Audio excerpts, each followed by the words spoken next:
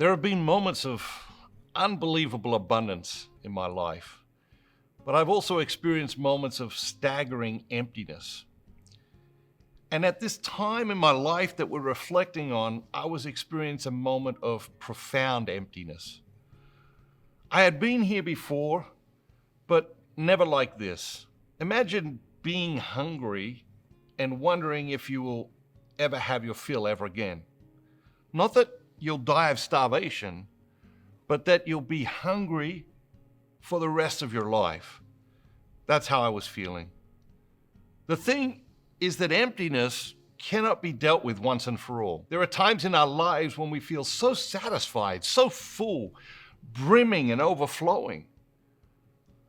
One of my most vivid memories of contentment and happiness was just after my daughter Isabel was born. I was laying on my bed, and she was laying there next to me, making baby noises and smiling, and I was suddenly overcome by this wave of endless gratitude.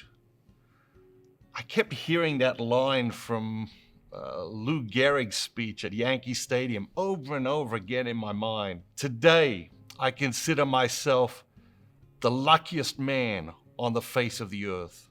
I was so happy I just started to cry.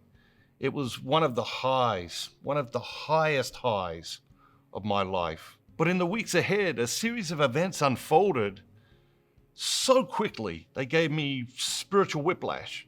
Life went from record highs to record lows in breakneck speed. And once again, I found myself experiencing a profound emptiness and wondering, how can such nothingness be so consuming?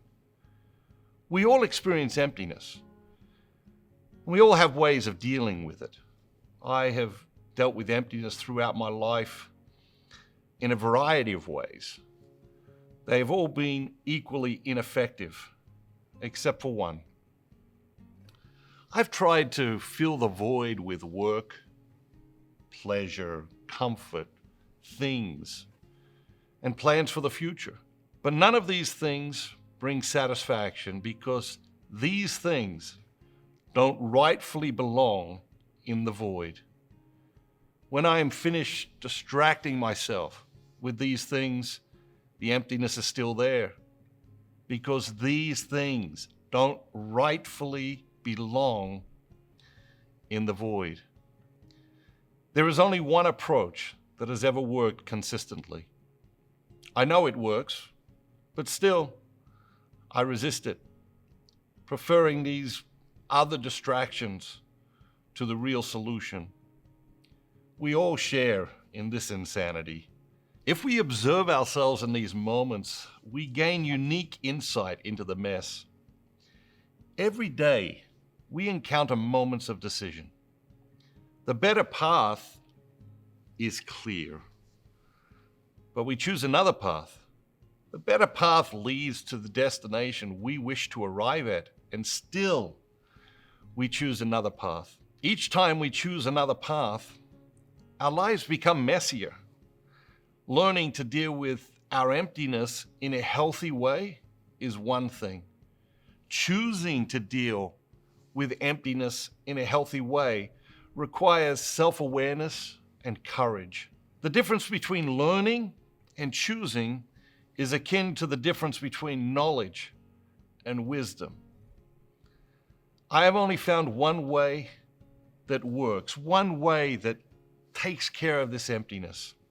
This is it.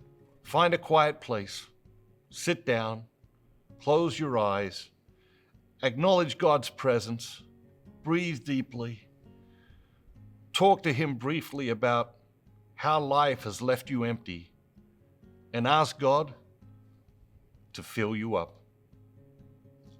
I know it sounds so simple, too simple, but the simplicity or complexity is irrelevant. All that matters is, does it work? Does it work? Try it for yourself so you can decide for yourself.